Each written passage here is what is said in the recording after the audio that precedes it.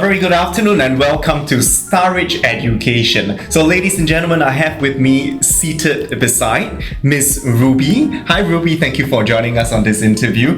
Could you first tell all our viewers out there who you are, how long you've been teaching, what subjects do you teach? Okay, hi everyone. Hi, I am Ruby and I'm teaching English and I have been teaching for the past 25 years. Wow. Yeah, and I love teaching and I love working with kids, especially and parents as well.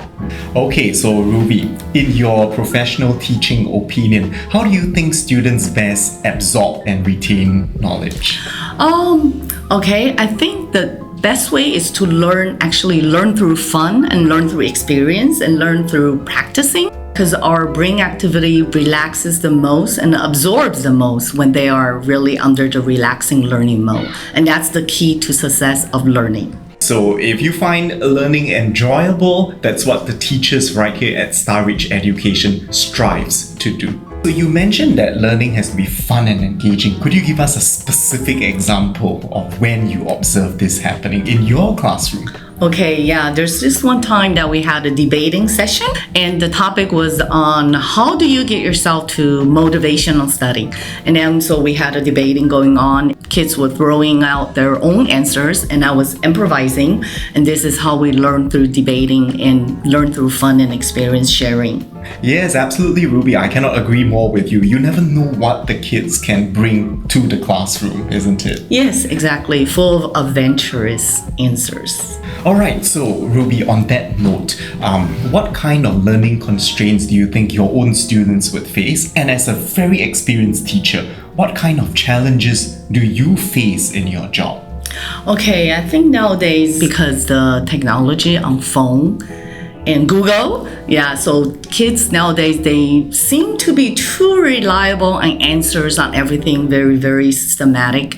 And according to Google, according to the technology, and also the motivation, because kids nowadays, I think they don't like the old school ways of learning anymore. Yes, we have to motivate them. I think key to success of learning is also motivation. Yeah, I think, what she has just said is extremely significant in an evolving and ever-changing educational landscape.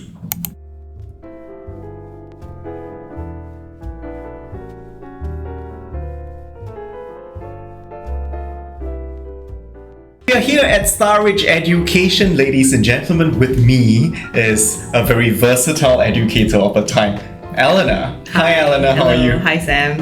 Yes, thank you for joining us on this session. First and foremost, could we introduce yourself to all the viewers out there? Okay, certainly. My name is Eleanor Fernandez. I've been a teacher and a communicator first for the last 30 odd years, 25 actually, sorry, and a teacher since I came to Singapore in 2007. Well, that's wonderful. So we'd like to thank you for joining us today and making the students' learning journey a very positive and beneficial one. In your professional opinion, how do you feel students best absorb and retain knowledge in the classroom?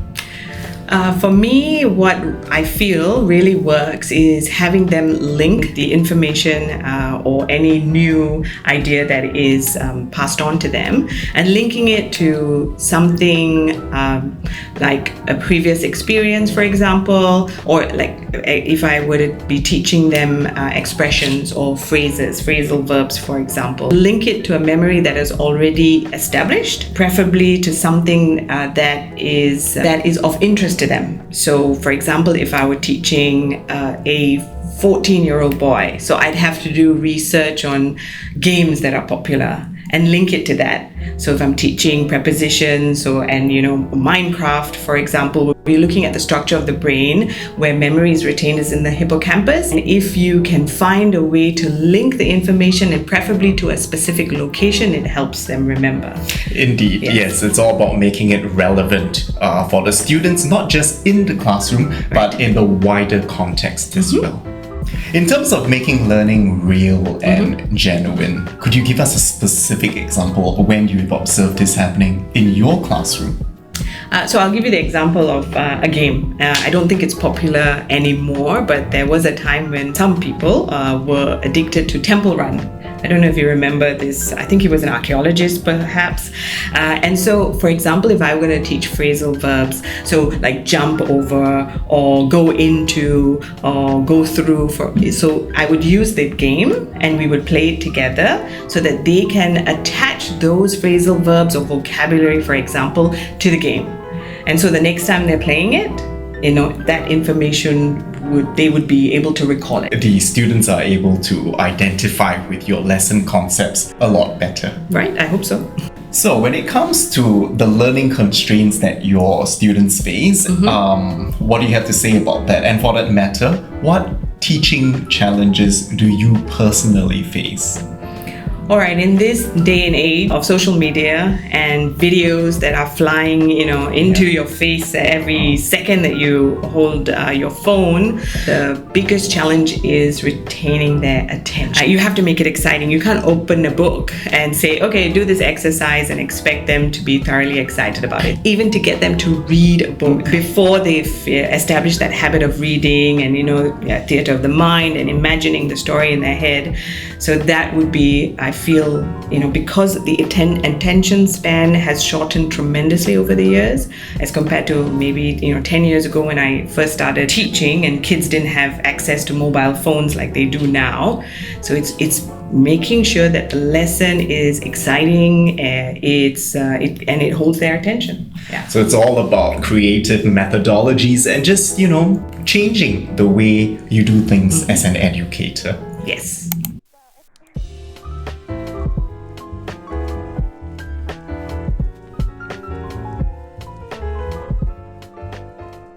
We're here at Starridge Education and with me is none other than Teacher Candy. So hi Candy, how are you today? I'm fine, yeah. I've been teaching secondary math for about 10 years. Oh, that's a very, very long time. And what kind of students do you teach? How old are they? They are around Set 1 to Set 4, so it's about 13 to 16 years old. Oh yeah, so it must be really challenging, especially when they're in their teenage years. Yes. Yes, and dealing with the students and of course with a very, very complex education environment. Alright, so Candy, in your professional teaching opinion, how do students best absorb and retain knowledge? Okay, so for example, once they learn a concept, they have to try to apply the concept on their own to solve a problem without any help lah. Right, that's very, very true, and it's about self-directed learning, which is a hot topic these days. So Candy, how do you think the AEIS mock exam papers helped your students? Okay, because I feel that there's lack of material in the market for AEIS questions, so these materials help my students to familiarize with the AEIS format. Yes, that is very, very true. And also because we want to, get as close to the exam setting as possible. So what specifically do you like about the AEIS mock exam papers in your lessons? Oh, okay. So I like because there is actually the time practice for the students, so we can assess the student performance, and there are also step-by-step answers behind, so when the student don't understand about a question, I can show her that how to deal with the question step by step. Yes, that is very, very true. And exactly what Candy is saying, I think the AEIS mock exam papers does give a lot of room for self-directed learning and evaluation. So yes, we had a very, very lovely afternoon, speaking with all the teachers and all the students right here at Starridge Education. And of course, speaking about our AEIS mock exam papers, please get your copy right now.